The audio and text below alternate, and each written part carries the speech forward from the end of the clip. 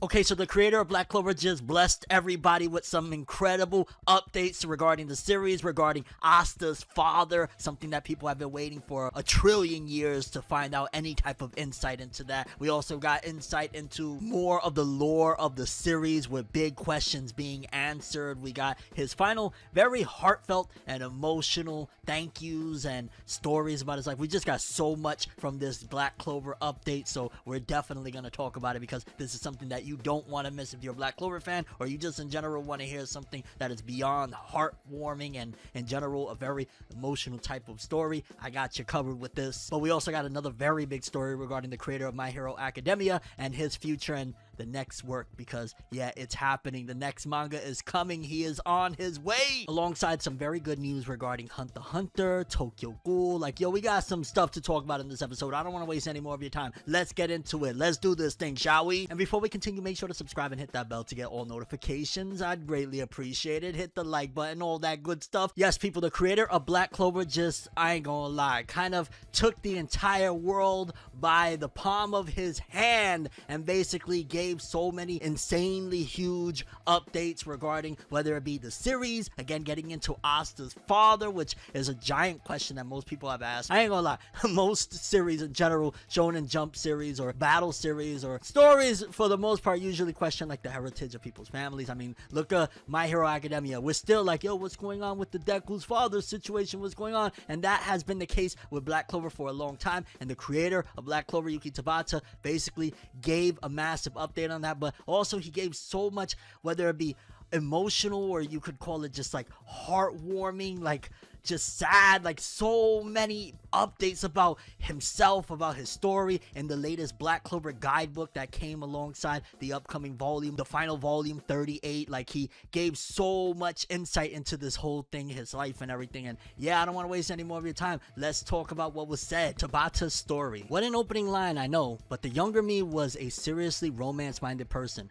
I always wanted someone to like, someone to make my heart race, and I wanted to hurry up and find the person I could love for the rest of my life, share the good and bad with, marry, and stay beside forever. I was the kind of young guy who makes me cringe just writing it down. It's not much to brag about, but in elementary school, I could draw, I was fast, and I was decent at sports, so I was popular. But an elementary school boy is a creature who can't do anything with being popular, and I was an idiot who understood nothing. Then I hit junior high, and puberty exploded, still clueless about everything. I wanted a romance so badly, I couldn't stand it. I'd watch the dating show Ainori that was on back then and roll around in agony on my bed. And right around junior high, I stopped growing about Asta's height. With no luck, a clueless little shrimp with his hormones exploding gets nowhere. No luck in junior high or high school. No luck in my part-time job years. No luck after I moved to Tokyo. Just a side note real quick. Why even focus in on luck? Just focus in on your blessings, yo. Just want to throw that in there, which I'm sure Tabata knows that very well. A loud little shrimp who still understood nothing, aiming to be a manga artist? Yeah, of course nobody was interested. Then at a drinking party my manga artist friends invited me to, I met the woman who is now my wife. My wife is a former camera woman who came to Tokyo around the same time I did. She has brothers, so there was always shonen manga around her. Family home, and she'd read more weekly Shonen Jump than I had. A bright, easygoing person. Charmy is modeled on my wife. My wife is a lot more sensible though. At the drinking party we were seated next to each other. The conversation took off and I got carried away. Really, that was only because she's a great listener, a great talker, great at keeping a table lively, and friendly like that with absolutely everyone. But I, who nobody ever paid any attention to, fell for her completely and asked her out to a meal again right away. Apparently she had no particular interest in me at first, but she came along anyway on a, well, this guy doesn't seem like a bad person sort of level. We ate together a few times and then made plans to meet on New Year's Eve that year. Giddy, romance-minded me went in floating on air, figuring that if the mood was good, I'd confess. My wife was furious. After dinner at a izakaya, she calmly explained why she was angry. At other drinking parties, I had been going around asking her acquaintances things like, I'm in love with C-san, my now wife. What do you think? She found out about it and told me off. It was embarrassing, so quit taking that to her friends. I'd been on cloud 9 a minute earlier, and now I went pale and apologized my head off. We saw in the new year on an unbelievable note. Having seen in the new year in that unbelievable fashion, I sank into despair thinking, it's over, and stood there with my head head hanging in front of the ticket gates at Shinjuku Station on New Year's Day. Nobody has ever been sorrier about anything. My wife took one look and was appalled. Well, yes, of course you'd be appalled. You don't often meet a grown adult that pathetic. What she was thinking at that moment apparently was, what do I do? If I leave this bloke like this, he might die. Yo, come on, the bloke, really? Why were you using the word bloke? Alright, as if anyone would ever fancy a guy like that. But even so, I did not give up. After that, I asked her out to a meal again. My wife was astonished. She says, because she meant that to be the finishing blow. And yet somehow, she said, yeah. This guy, he got guts, she thought, and also, if he ever tried anything with the arms I built up in my mad camera woman years, I could knock him flat. From there, I pushed on with pure guts, and she agreed to go out with me. I was 27 at the time, my wife 3 years older, and I was absolutely set on marriage. Thanks to my own foolishness, I was getting knocked out about by my wife, and knocked out about by my editor at the time, Robo Koiki, all while I kept drawing storyboards for a serialization. One day, while my wife and I were enjoying our very first trip to Disney Sea, Koiki song rang. With all the noise around us, I could barely make out a word he said, but it was the news that my previous work, Hungry Joker, had been picked up for serialization. My wife and I were delighted, but after that I was so distracted that I couldn't enjoy Disney Sea anymore, and she got cross with me. I lived through the worst 6 months of my life, mentally and physically, and my first weekly serialization ended in cancellation. I was utterly wrecked, but still, absolutely certain I was going to make it. I proposed to the wife who had supported me and we married. The surprise was a failure. I think you'll make it, but if you don't, I'll go out to work and support us, said my rather dashing wife. A woman that would do that, bro? Do you understand how, like, yeah, money is important, but a woman that would tell a man that, like, yo, to call somebody a keeper is an understatement. Somebody like that. Next, I draw whatever I love, no matter what. So I drew the Black Clover one shot, held the wedding, and set about building the serialization storyboards for Black Clover. It was a now or never moment for landing a serialization, and on the day the storyboards were due, they still weren't done. I was drawing right up to the last possible second in a meeting room at Shueisha, which rather put off Katayama-san, who had only just taken over as my editor. Then we enjoyed our honeymoon, and at the airport on the way home, I heard the news that Black Clover had been greenlit. The two of us celebrated together, and that brings us to today. Later on, hearing an editor say to an author who'd made it big, from now on, every woman who comes on to you is after money. I think how glad I am that I managed to marry before I was successful. Me, unpopular, howling and groaning thoroughly, putting off everyone at the studios I assisted at. You're happy now, good for you. Later your wife will tell you, early on I turned you down about 3 times in a roundabout way, and you'll be gobsmacked. Lucky you never noticed. And that wife of mine is now extremely fond of an idiot like me. That is the thing I am proud of. That is the thing I am proudest of. Tabata's story. The end. Alright, and I'm gonna just be very honest with you. For starters, that story was incredible. This is one of the main reasons why Tabata is just like... Can we just get a round of applause? You watching right now, that person over there, everybody. This is literally the walking incarnation of never giving up. Like, that right there is the story of never giving up. Then Tabata went on to talk about his daughter and his love for a daughter. Again, how can you not love a person that is so family oriented? My daughter started primary school. I'm a dating parent, but she really is just adorable. The things she's into lean a bit boyish though. She likes football and baseball. She puts on a Barcelona kit, cares about the place, and practices her batting. She likes insects too. At home, butterflies are forever hatching, emerging, and flying off. And the little wood near us, which is really more of a park that's practically a forest, she is always turning up stag beetles. She finds them even in October. No sooner have I said, there's no way there are stag beetles about in October, than she finds one. I'm genuinely impressed by the parks in Tokyo. Our house is full of insects. It struck me that this is karma coming back for the way I caught every insect I possibly could as a boy and left all the looking after to my parents. I'm dreading this summer. She's good at drawing and at writing too. She plays the piano as well. Her piano teacher told us she has a real feel for it, and when I, hopeless for any instrument, laughed and said, a feel for it, I got a mild telling off.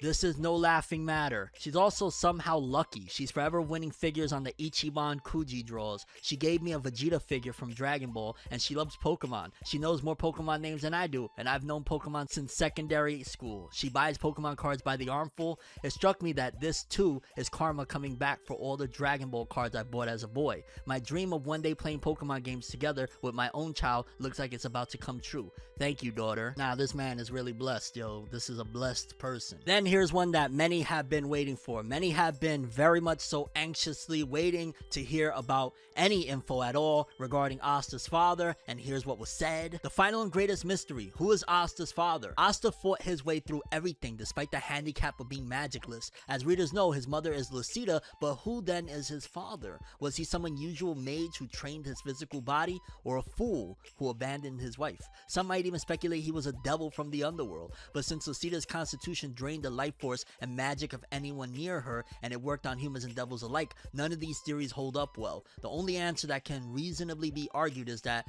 whether by an act of God or the work of a devil, Lucida conceived Asta, the destined child who would save the world alone. And I'ma just say, if you know, you know. He pretty much gave the answer away without telling you exactly, no matter what anybody says. But I will say this, that anybody that actually puts time and care into somebody and helping to mold and craft them and raise them is a parent in and of themselves. So I will say that as well, because I don't want to, like, this was just, again, so much wholesomeness, bro. Like, how can you not love Tabata? Like, I'm just being honest. Like, again, more like, think about it.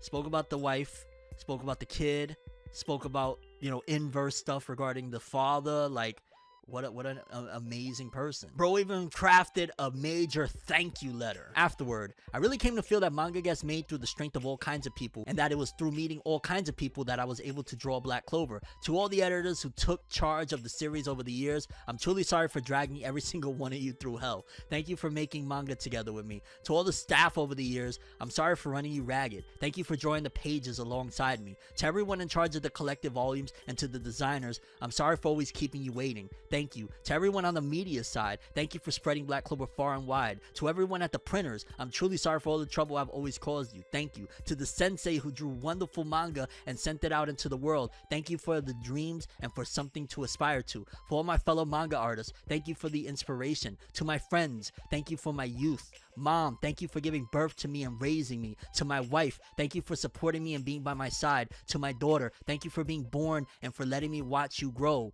Amory, thank you for watching over me. To all my readers, thank you for reading and for cheering me on. I'm gonna just be honest, this is the type of stuff that can make somebody cry. Like, wow. Again, wow. Then with the epilogue chapter, we got some spoilers here, which I will be covering this stuff, whether it be a review that you'll get on here, or I might put the review out for members only. If you don't know, we have a members subscription here on the channel. There's 3 different tiers that you can sign up for if you want to become a member. We already got exclusive Fairy Tail Re Fantasia chapter 1 review that is for members only. If you want to get access to, you know, that content and much more, I'm talking about most of the reviews moving forward, minus maybe like Boruto and Super when that returns. Most of them are going to be for the members stuff, because of the way YouTube and the algorithm works now. Like, most of the reviews are going to be over there, so you're gonna get, again, the Fairy Tail Re Fantasia stuff will be over there. This Black Clover review will probably be over there when that chapter comes out, and much more. So sign up, link in the description below. Even if it's a few people that show up or whatnot, I'm going to make sure to give you guys my undivided attention when it comes to the members only, or as I'm going to refer to, you know, people that sign up regardless of what tier you're in, good people only, just because I think that's a very fitting thing. If you rock with me 9 times out of 10 is because you're a good person. I'm gonna just keep it real. But yeah, here's some spoilers for that content. Essentially, the Dark Triad for the most part survived, which completely makes it so that outside of Lucius and Julius, nobody else perished. Those were the only 2 from the Black Clover story that didn't make it. Julius is sacrificed and Lucius Zogratis being defeated. Everyone else survived, because there's a panel here in this chapter of, we're not sure, because some people are saying, man, that could be the afterlife or something, but you got Vonica, you got Xenon walking, and there's a panel of Xenon holding Dante's smiling face. So Dante is smiling even then as just like a head or something like that. Like, it's very, very crazy that you could tell Tabata's always loved the Dark Triad. He's always loved them so much that even now he still brought them back, and I wish they were utilized in more of a capacity other than, feels like they would just like some batteries or something to power things up after a certain point, which is really lame. Like, that's a mistake personally I feel Tabata made, or the higher ups, whoever made that call to push forth that the Triad weren't as involved in things after a certain point. Really, really disappointing thing. But at least you again see how much this dude loves this trio, the Dark Triad, that even now he brought them back. Although there was some information that came out as well, I want to say in the guidebook, that apparently Dante was tricked by Lucius into thinking that he was the first, but this entire time he wasn't. And he tried to pair Dante with Lieb, but eventually he was able to summon Lucius. Lucifero. Again, I'm gonna rethink that whole process as I'm overseeing this review or this, talk or whatnot, and really put that thing together of what exactly happened. But yeah, Dante was not the first sibling, but Lucius manipulated him into thinking so. And again, he tried to pair Dante with Lieb, but it didn't work. But then he was able to summon Lucius Zogratis. Little complicated, but the more I'm even saying it, I said it twice already, it started to make more sense. Then also some information came out again regarding spoilers for the upcoming epilogue chapter. Yeah, this epilogue chapter just sounds so freaking crazy. I'm telling you, if I don't put that out here and I put it up on, for the good people only section, the members or whatnot, you gotta watch this review, because I'm gonna give you guys the works of all of the ins and outs and whatnot. I'm just giving you guys the highlights, the spoilers right now. Then here's some tidbits from the guidebook. Crazy info dump. Not only does this info dump confirm that Asta can kill a person's soul directly, ignore and cut whatever he wants, even space itself, it also confirms Asta's infinite slash is just an advanced version of Yami's dimension slash, and it ignores distance crazy. So basically Asta can't be messed with. Like, he's just out of this world strong. Official: Noelle possesses a magical power similar to that of Julius because she has inherited a very strong affinity with the blood of Lumiel Silvermillion. So essentially she is connected family ties wise to the first Wizard King, so to speak. That's very interesting to note. What happened afterward to the sea god Leviathan, who had been accompanying Noelle? Since the crisis facing the world had passed, he returned to the undersea temple and went back to sleep. If something happens, I'm sure he'll awake again and come to Noelle's aid. Damn, because that was a pretty big power up that Noelle got at that particular point. But Leviathan was like, yo, dog, gonna take a nap right now, when you need me, type shit. And then a question as to why Noelle held magic power on the scalable Wizard King, again, leads to, it's because she inherited Lumiere's blood particularly strongly. Noelle's mother, Aesir, also had immense magic power. So this was kind of connecting everything to, yeah, Noelle, the source of much of her strength was her connection to that first Wizard King. Noelle is officially a third senior magic knight. So is that an upgrade? I want to say that's an upgrade. She's not completely, there is some reward and some benefit that she got there for a lot of people that were very upset about, like, what, the promotion or whatever. She did get some upgrade, it seems. Then apparently Yuno can wield magic that makes up planets, one of the 4 great spirits. He later also gained the star magic that was originally his own. Star here means aether, the 5th element said to make up the planets, and he can teleport. Xenon has the scar from where Yuno cut him. Asta has 2 different outfits for the Wizard King outfit, which they appear everywhere, even on the battlefield, but he's different,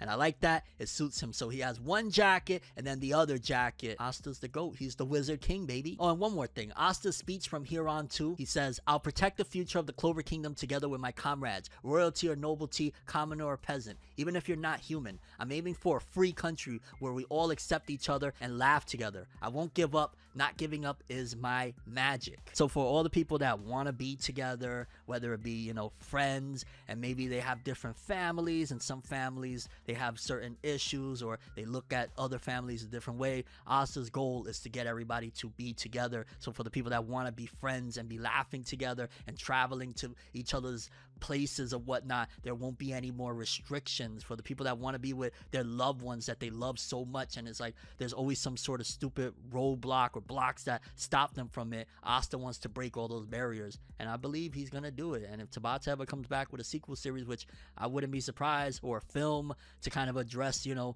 love relationship stuff, I'm here for it, and I think Tabata can get it done, and depending on the success of this next season of Black Clover will determine if we get that big film. And so support Black Clover as much as you can. And yeah, that's all the Black Clover information we got. This was a major Black Clover story. Let me know what you guys think. Yeah, Black Clover for the win. Yuki Tabata, just such a great person. Moving forward, massive news for the creator of My Hero Academia, Kohei Horikoshi. It's been a couple years since the original serialization of the My Hero Academia manga came to an end. Whether it be that, I want to say, what was it? It was August of 24, where the whole situation happened that the serialization ended with chapter 430. Then we got that extra bonus chapter of 431 that came in the final volume, which took forever to come. I think in Japan it was December that year, and then it didn't come to the West for another, what, 6-7 months or something like that. It was really a bummer or whatnot. But again, My Hero Academia has technically been over for some time. I know we got August 2nd, that OVA or that extra episode, which is primarily focusing in on Eri, but at the same time, that episode is going to have, seemingly based on what they showcased, a big piece of information regarding Deku's hero rank. So definitely continue to look forward to that and tune into that, because that's a very big deal about seemingly Deku's supposed to be on the billboards or something. I don't know what's going on here. Billboards, let us know what you're gonna do for the guy, for the hero, you know what I'm saying? But that's besides the point, because the big news is the fact that Kohei Horikoshi is looking towards the future. Kohei Horikoshi has already did what he did with My Hero Academia, and while he said previously, like, yo dog, I'm ready to do new manga, he wasn't lying, he wasn't bluffing, he was ready to keep it going, because Kohei Horikoshi, author of My Hero Academia, will be publishing a new boy meets girl horror one-shot titled Warawanai Deo Shijima-san. The work will be published in upcoming Weekly Shonen Jump issue number 37/38, out August 10th, 2026. And for my own personal reasons, it gave me very much so a chuckle. Let's be very clear. Many people have said, due to the art styles, the drawings of Shigaraki, how dark My Hero Academia could get whenever Horikoshi wanted to, that he would do great with a horror story. So this combination right here, Horikoshi enter the horror story realm, truly believe he can do it. My Hero Academia, a lot of very campy stuff was going down there.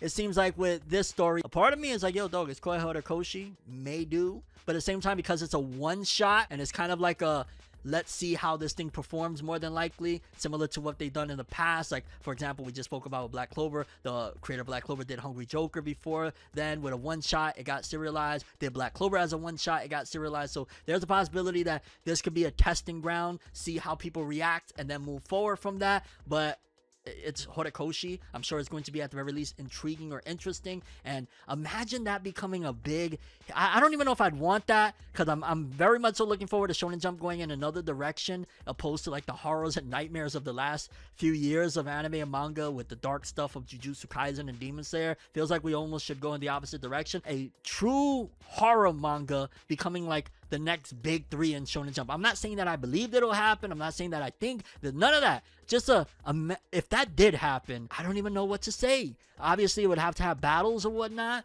but even the art that we got so far, it doesn't really give me My Hero Academia at all. I'm guessing that Horikoshi is about to give the story that he always wanted to give.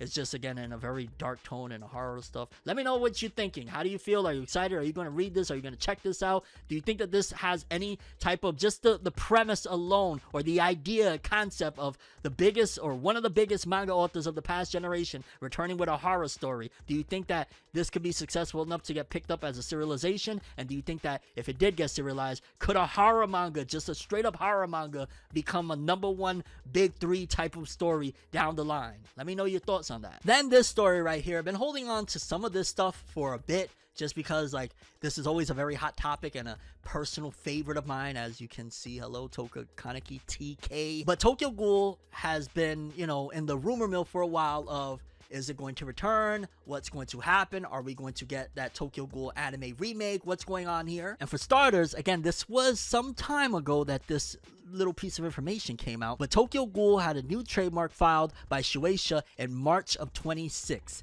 Trademark lasts for 10 years before being renewed, though this one is a completely new one according to available public data. Note, this is the first ever appearance of a Tokyo Ghoul trademark publicly. It does not confirm that anything new is in the works, likely a way for Shueisha to keep all rights to the IP for anniversaries and merch after the work ended. But then stuff like this started coming out, just randomly new Tokyo Ghoul official promotional illustrations, which some people may have some, I guess, remarks regarding the art style of the characters or whatnot. Personally think that they look great. Like, it's very much so, you see this on the surface, but then beneath it all, Tokyo Ghoul could get massively dark, and it could just very well be that, again, they're testing the waters to see what people think. And what is this promoting exactly? Not sure. We know that they have the mobile game, but them doing like these promotional images like this one, again, that's very bright. And then there's another one that came out randomly where you got like Toka and Kaneki. Like, there's just so many really interesting things about this that I honestly really hope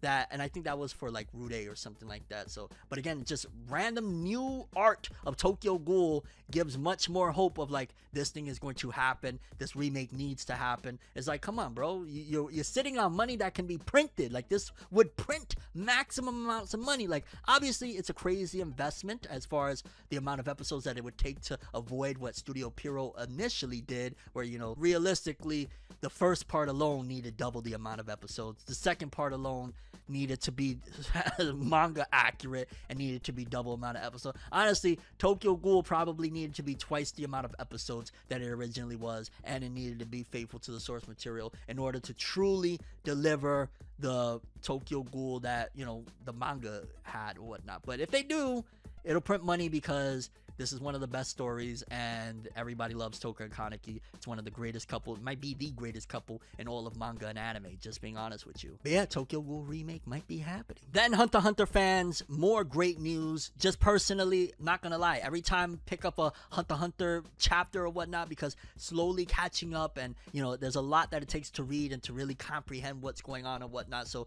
I read it at my own pace. You know what I'm saying? Like, that's just how I do things. But Hunter x Hunter is kicking major tail, bro. Like, the first week or two, One Piece gave it a run for its money and kind of, you know, still has more numbers, so to speak. But shortly after, Hunter x Hunter as a whole, collectively, with the new volumes and the, you know, previous back catalog, has been dominating. Because I want to say it was either the second or third week of the new volumes of Hunter x Hunter and One Piece coming out, which they came out together or whatnot. One Piece was slightly over Hunter x Hunter with 283,999, and Hunter x Hunter had 228,716, which again led them to, like, I think One Piece was sitting at about 900,000 and Hunter x Hunter 600,000, somewhere in that ballpark. Very small gap in between the two is what I'm basically trying to say. And then in another week, Hunter x Hunter actually came out on top with over 11K than One Piece at that point, which shows, bro, Hunter x Hunter, all it takes is for it to stay consistent. Consistency and volume. Honestly, volume, giving more and more is the winning ticket. And I'm sure Togashi has seen this. Like, wait a minute, I'm being more active and I'm winning more. I'm being more active and I'm competing against some of the greats and actually succeeding without any disrespect. Like, yo, it can be friendly competition and friendly rivalries, just for the people that sometimes feel like, hey, he's getting disrespect. Like, bro, Asta and Yuno had the most craziest and best rivalry, and they weren't shitting on each other, nothing like that. It's just competition, friendly competition. But I think Togashi's starting to really, I think it's setting in of stay consistent and you win. Give more content and you win. For some people, sure, Kendrick Lamar, why am I bringing up K-Dot? I don't know. But he can drop an album and disappear and make hundreds of millions of dollars. That works for him. But in other realms and for other creatives and other artists, that's not always the case. And especially in the era we're in right now, when it comes to stuff like manga volumes, putting out more content or whatever is the winning ticket. That is just facts. Everything else, like, you know, you can say whatever you want, but the proof is in the concept. The proof is in what we've seen. We're not gonna say the proof is in the pudding, because pudding from One Piece, fuck that bitch. Give more, get more. Try to maintain some level of quality, of course. Make sure that you cater it towards people that actually want what you're giving, but give more, get more. Give more, get more. Literally, Shonen Jump Plus editor said this: Hunter x Hunter is experiencing such a surge in readership on digital platforms that it could be described as a full-blown boom. It seems that lively discussions about different interpretations of not only the latest series, but past series as well, are sparking lively exchanges of various interpretations, which in turn creates a vicious cycle that draws more readers, more fans, more revenue, more legacy, more. And basically, Hunter x Hunter is winning. Big wins, big wins. Last but not least, you know how I am. I gotta sometimes throw in a story that maybe everybody in the world ain't the most excited about or cares, but Ultimate Exorcist Kiyoshi, genuinely speaking, is a good manga. Genuinely speaking, I think the cast is awesome, and I did want to give an update on this. Ultimate Exorcist Kiyoshi is not only getting the color page on next issue of Weekly Shonen Jump, but also a second consecutive color page on issue number 39. So 2 weeks in a row, it's getting color pages. This new arc is a massive hit. To celebrate its massive popularity, here's the first of 2 consecutive center color pages. I'm gonna be honest, Kiyoshi deserves it. This does get me a little bit eye-opening, a little bit eyebrow-raising of, is this a sign that it's ending? Could this be? I don't think so, because I truly believe they've let it live this long because they're going to give it an anime, and you're probably going to want to have it going because this isn't like Demon Slayer where you could cut the series off and the anime will take over. I truly believe they're trying to see, well, maybe in the West they'll love this because the West is kind of rocking with this to a certain degree, and I think that that's what's happening. But this is the way they're wording it, saying about the massive popularity. Shonen Jump, sometimes they could get a little bit, you know, they'll hype something up. I've seen it before with Hungry Joker, for example, and we know how that went. So I'm not gonna believe and take their word entirely regarding Kiyoshi, but I will say this person right here, I just want to see this thing, this series, this story take a W. I'll be honest with you, as far as just gaining success, a W in that realm. And yeah, that's another series that, if catching up in time before they decide to do something, reviews on channel members will more than likely happen. So sign up for the channel members, good people only. And yeah, that's all I have for this extended episode of Forever News. Thanks for watching. Hope you enjoyed. If you liked anything I had to say or enjoyed the video, drop me a like. I'd greatly appreciate it. And if you want more from me, make sure to subscribe, hit that bell to get all notifications, drop a like, all of that good stuff. I'm Tim. As always, people, have an awesome day, and remember the golden rule: anime and manga for life. Peace in, and you guys just watched another episode of Forever News. That's how you do it. Have an awesome day. On some real though, peace in, God bless.